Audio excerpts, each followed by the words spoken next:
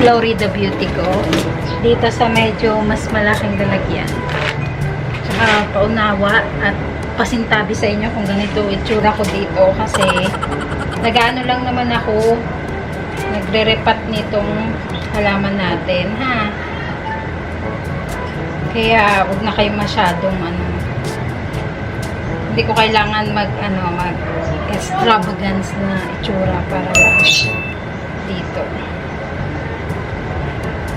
Ito kasi yung mas maganda kasi talaga na moss ang ginagamit natin.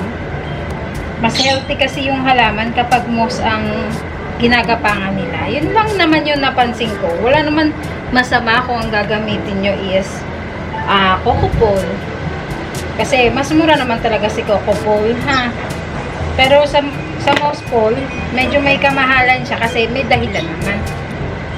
Tsaka may mga lumalabas din pala na parang fake na moss. Napansin ko yun. Parang plastic. Hindi ka, kaya bibihira yung makikita mo na natuyo talaga na moss. Kadalasan na makikita mo, karamihan pala, may mga lumalabas talaga na ano siya, fake. Aayusin ko lang to. Parang yung pinaglagyan nito dati, parang ano nga ba yung pinaglagyan nito? Kukuha lang ako ng panusok niya.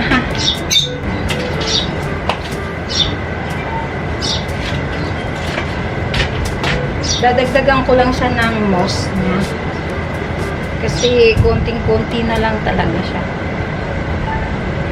Ang bango naman na niluluto ng kapitbahay.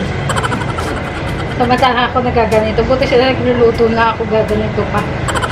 Kakakain lang naman kasi namin ni Dave ng almusal. Kaya, ayan, carry na yan. Kahit medyo late magising, carry na yan. Ano yun? Ano rin yun? Diet ang tawag ng iba, pero sa amin tipid. Okay sa akin na tanghali na gumising. Kasi, ano yun? Yung tanghalian at umagahan namin, iisa na lang. Sobrang tipid, no? Sobra rin medyo hindi nag-uulan ngayong araw na to. Pero kagabi, umulan, ha? Mapapanood nyo siguro to medyo late na. Kasi nga, yung editor ko is si Jane. Kaya, matagal mag-edit yung tinatamad pa minsan. Minsan ako naman nag-edit. Pero more on, kasi nga, pag umalis kami ni Dave, siya yung pinag-edit ko na lang. Mas maganda kapag siksik na siksik siya. Feeling ko lang din. Kaso mabigat yung ditong part niya kapag siksik na siksik.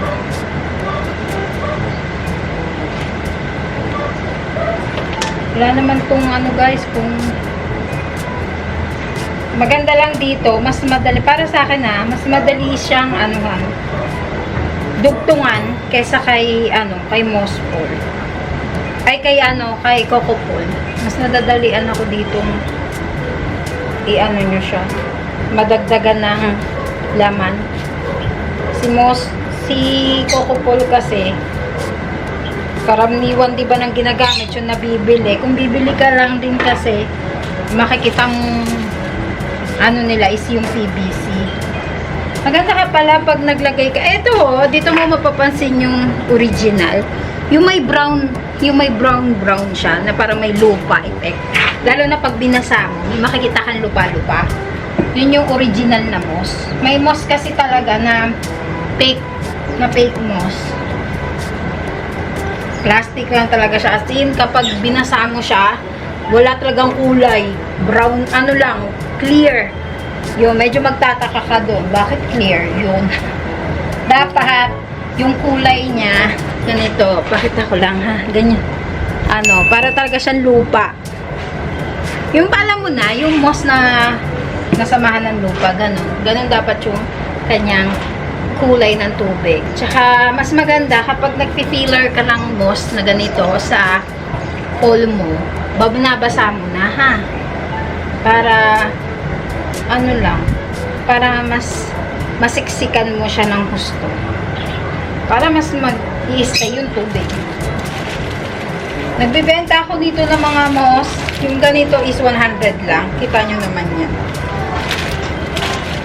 Sa mga interested. Ano to? Original. Meron kasing meron talagang fake. At yung supplier ko nito is tiga silang. Sumasabay ako sa kanya kapag nabili siya nito. Kasi nagtitinda naman talaga siya. Lalagay niya sa mga premium plants din. So, nagpapasabay lang ako. Kadalasan talaga guys, nung mga nakikita nyo sa akin, hindi yun normally na ako yung na dadirect sa supplier, ha? Sa mga gumagawa. So, nakikisabay lang ako minsan sa mga kakilala ko na meron naman sila. Meron sila makukuha. Tapos, may message lang nila ako, uy, sabay ka ba? Mga friends, natin. So, yung dito niya, kasi nga ang pinaglagyan ko is etong fortune plant na pinutol. Tatanggalin ko na si Florida Beauty dito. Okay? Natin. Kasi wala na talaga siya eh. Sayang lang naman. Tapos ganito lang naman ako maglipat. Tsaka nakalagay naman siya sa nakalagay na rin siya sa ano nga ba to? Clay pot, diba? Ito yung ina-acclimate ko noon. Papakita ko sa inyo yung kanyang ugat. After ng ilang months na acclimation. Ito. Ayan. Ang taas na. Ito pala. Ayan. Kita ba? Ayan lang siya. Yung white na yan is ito yung healthy na niya na ugat. Pero manipis pa talaga. Ganun yata talaga kapag kapag Thai variety, makukuha mo siya na para makapal yung dahon niya, ay yung ugat niya, pero in the long run, numinipis. Tsaka mas gusto ng Florida Beauty, napansin ko lang ha, mas gusto niya yung mas maraming coco cubes. Yun yung kinakapitan ng ugat niya. Ayusin lang natin yung pag-play sa kanya. Sana wag ma-damage yung kanyang mga ineme.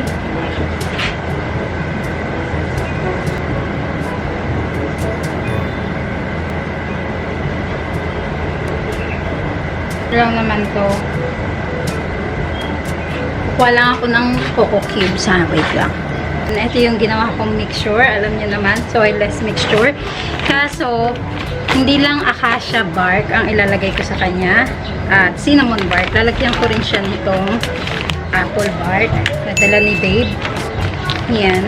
Si apple bark. Try natin kung ano effect niya, diba? So, dito ko siya itatry. Kay Florida Beauty. Experiment ko.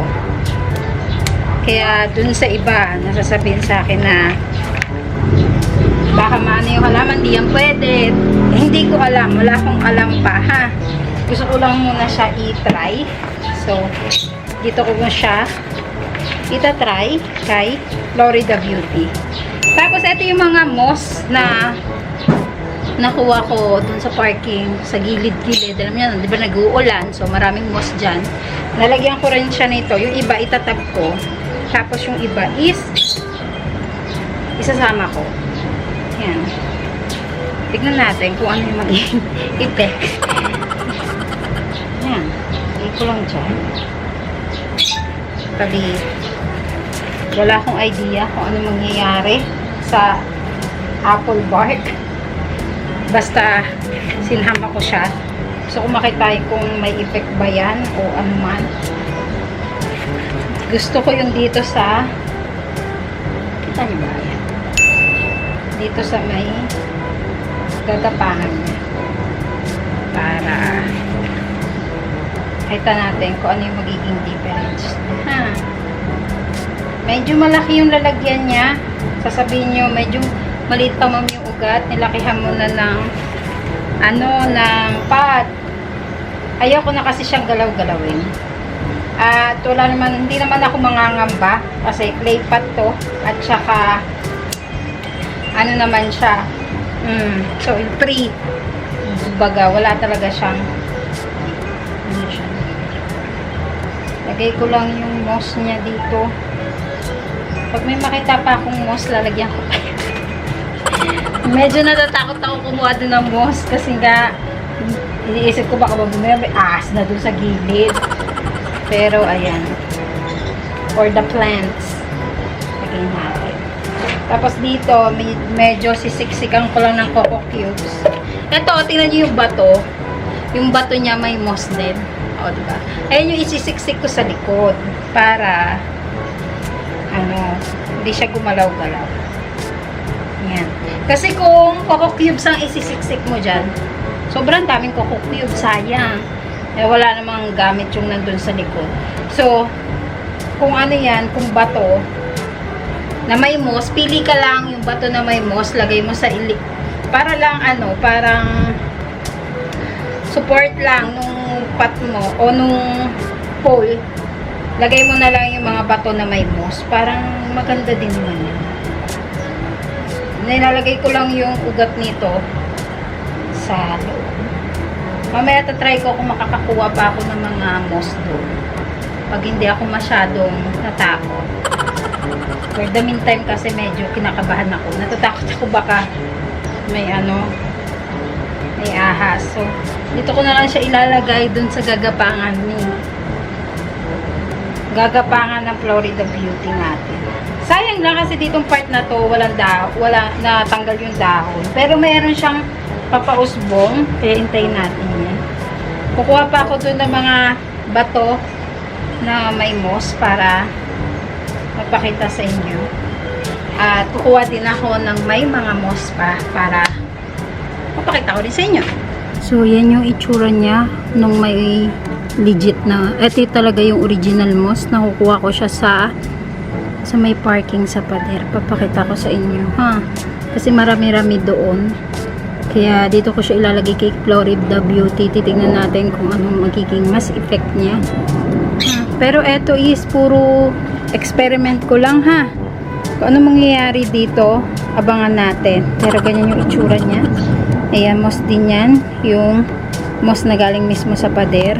At ito yung itsura ni Florida Beauty. Medyo parang kanina masaya ka. Bakit parang lumungkot ka na? Ayan siya Ayan. Medyo makalat lang dito kasi may ginagawa ako. Kaya tapusin na natin. So guys, ito yung nakuha ko na bato na may moss. Yan yung itsura niya sa parking Yan. Lagay natin siya dito.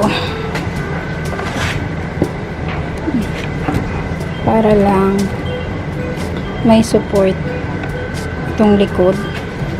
Ito yan Tapos nakakuha din ako. Pasensya na kayo din. Wala naman niyang lagay lang natin. Ang ganda ng moss ng nito. Para lang, ito lalo, ang cute. Para lang siya, ito, ang ganda ng pagka-moss niya. Ito, gusto ko siya ilagay dito. Para